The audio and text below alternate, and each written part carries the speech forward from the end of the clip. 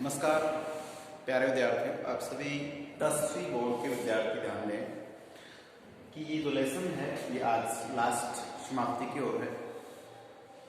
ईदगाह एक कहानी है, लेखक है मुंशी प्रेमचंद और मुंशी प्रेमचंद का लेखक परिचय भली बात ही आपको दिया गया है और मुझे सुनने को मिला कि आप बहुत अच्छा याद भी कर रहे हैं। जो याद नहीं कर रहे हैं वो ध्यान दें, आपको भी कोई याद नहीं करेगा। अगर आप अच्छे ढंग से पढ़ाई को ध्यान में रखते नहीं पढ़ते हैं ना, तो देखिए जो इस ज़माने में कुछ नया करते हैं, कुछ मेहनत करते हैं, उनको लोग याद करते हैं, और जो पढ़ाई से भी शुरू होता है फिर उसको लोग याद नहीं करते हैं। तो मैं चाहता हूँ कि आपको लोग शाबाशी दें, वाही वाही करें आपकी, इसलिए आपको पढ़ना है। हिंदी है, पढ़ लेंगे, ये समझ के गलती मत कर देना, ये बहुत डिफिकल्ट कार्य कर देती है आपके लिए।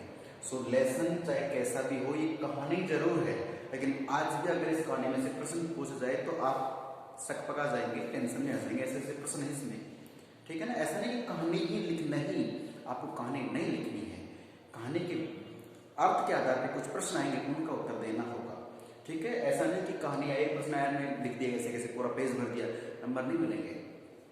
थोड़ा समझना होगा इसके प्रश्नों को।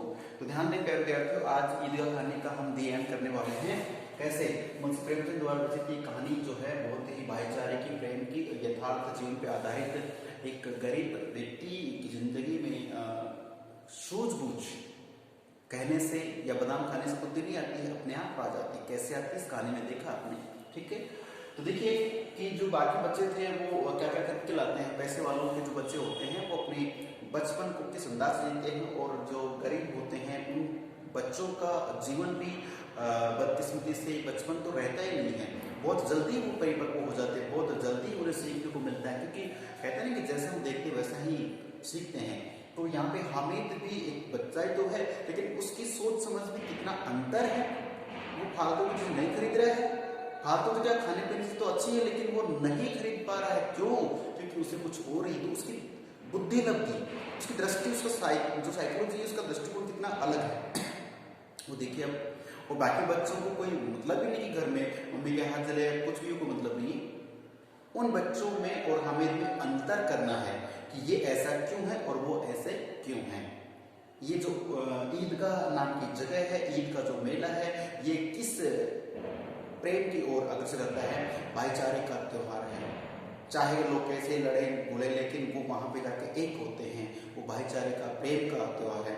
और त्योहारों का किस प्रकार से तैयारी की जाती है, चाहे घर में कुछ होना हो फिर भी साफ सफाई करके, डेकोरेट करके, कैसे भी करके, जितना संसाधन हमारे पास है उसी में हम अपने घर को कैसे मेंटेन करते हैं, ये सब बातें इस बात में सीखने को मिली है।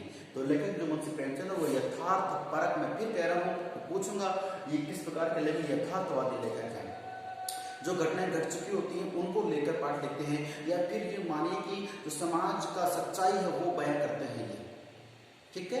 तो चलिए हम आगे बढ़ते हैं कि जो हम मेला देख रहे थे उस मेले में से बच्चे वापस आने लग गए हैं। तो सुबह जल्दी गए थे, 10-11 बजे बच्चे वापस आ रहे, धूप होने लग गई है। तो जो रास्ते में जो सब बच्चे आ रहे हैं धीरे धीरे, तो कुछ माँ बाप अपने बच्चों के साथ थे कि सही की बात है कि बच्चे छोटे हैं तो उनको लेकर तो कौन जाएगा, उनके माता पिता जाएंगे।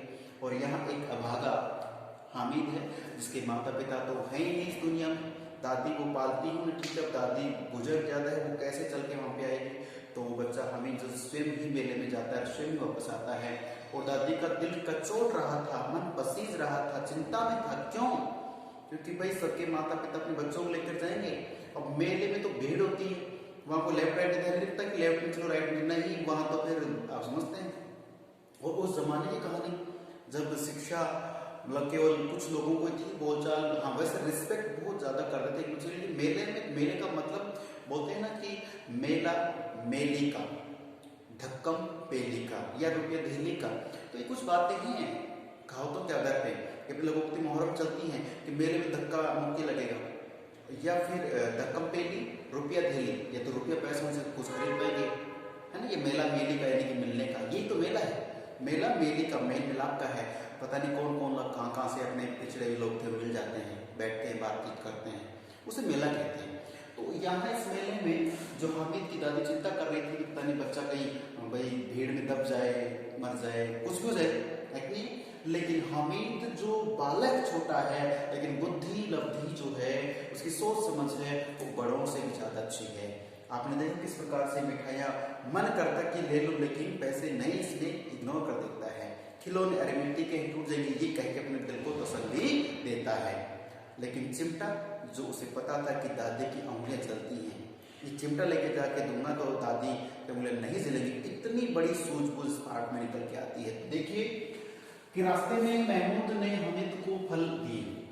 महमूद नाम का जो बालक था उसके पिताजी साथ में हैं, तो जब और इससे पहले मैं आपको एक बात बता दूं कि देखिए बच्चों में क्या होता है कि बुद्धि जो है ना घूमती रहती है जल्दी।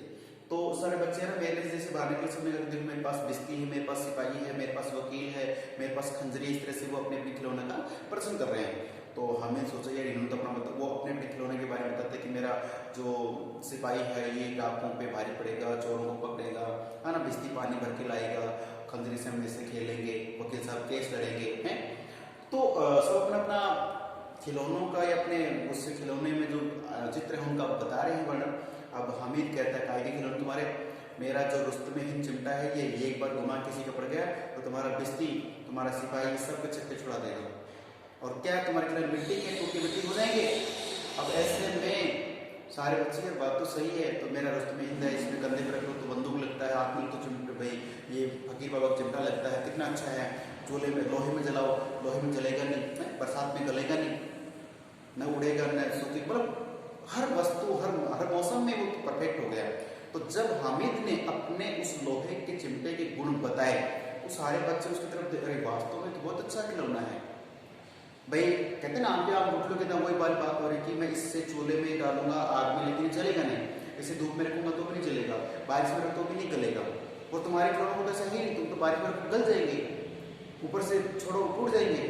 तो ऐसे में ना जब हामिद ने अपने चिमटे के गुण बताए, प्रश्न आ सकता है कि हामिद के चिमटे गुण और बाकी खिलौने गुण में क्या भाई अंतर था, आप आराम से बता सकते हैं। तो हामिद के द्वारा बताए गए चिमटे के गुणों से वो प्रभावित होते हैं, और सबसे ज्यादा प्रभावित कौन होता है, ये जो महमूद है वो चिमटे से बहुत अधिक प्रभावित होता है, क्योंकि महमूद के पास जो भी खिलौने थे आपने देखा है, तो महमूद उस चिमटे को लेने का प्रयास करता है। और चिमटा आप जानते हैं बच्चों से कोई चीज लेनी है ना तो उन्हें लुभाना पड़ता है, उन्हें फुसलाना पड़ता है, बहलाना फुसलाना, समझते हैं ना।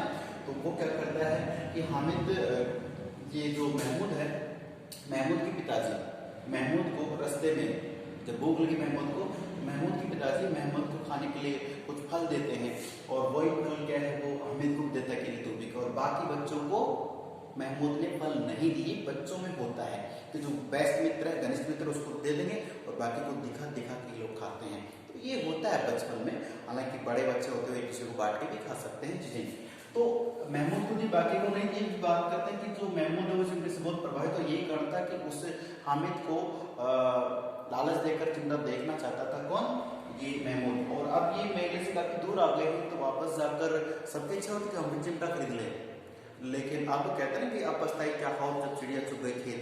तो वही बात है कि ये जो वापस भी नहीं जा सकते क्योंकि मेले से बहुत दूर आ गए थे। चलिए, तो अब ये ललचाते हुए आ रहे हैं और लगभग 11 बज गए हैं, 11 बजे, ये मैंने थोड़ा मिसप्रिंट हो गया, 11 बजे ये लोग हैं गांव पहुंचे, ठीक है, क्योंकि 10-11 बहुत धूप बजे गर्मी टाइम है।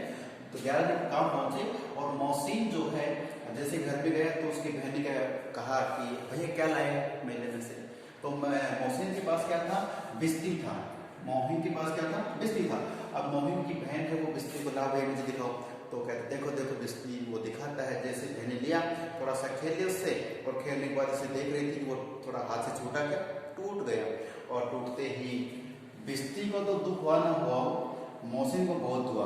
मौसिन रोने लगता है, झिझकने लगता है कि मेरा बिस्ती तोड़ दिया आपने। और वो अब होता क्या है, थोड़ी देर हो रहा है कि इस कहानी से तो बिस्ती टूट गया है। अब बात करें कि नूरे का जो वकील साहब है वो भी क्या करते हैं, थोड़ी देर तो वकालत करते, उसके बाद में वो भी गिर के टूट जाते हैं, मिट्टी का था, मिट्टी में मिल गया। फिर बात करें हमीद के हाथों में, जब दादी ने चिमटा देखा तो चिमटा देखकर दादी को गुस्सा आया, इतनी दूर गया वापस आया और 3 पैसे तो दिए थे और उनका भी इसने कुछ खाया नहीं, कुछ पिया नहीं, इतनी मतलब परेशानी धूप में इतने उठाया और कुछ भी अपने लिए नहीं किया, और लाया तो क्या लाया कि चिमटा। तो दादी को गुस्सा आता है कि कितना नालायक बच्चा है कि खुद खाने पीने के बजाय कुछ खर्च नहीं किया और चिमटा उठा लाया है। चलिए, फिर दादी ने तो गुस्सा प्रकट कर दिया, लेकिन हामिद ने कहा कि दादी मैं चिमटा इसलिए लाया हूँ। प्रश्न आपका मैंने उत्तर लिखा, आपने प्रश्न ही तो सोचा कि हम दादी गुस्सा क्यों आया, अब बता दो कि वो हमें चिमटा ले आया इसलिए गुस्सा है। लेकिन मैंने क्या लिखा कि ये कि तुम्हारा हमें क्या कहता है कि तुम्हारी उंगलियां ना जले, तुम्हारी उंगलियां रोज चूल्हे से रोटी निकालते समय जल जाती हैं, तो आज के बाद तुम्हारी उंगलियां ना जले इसलिए खरीदा है चिमटा।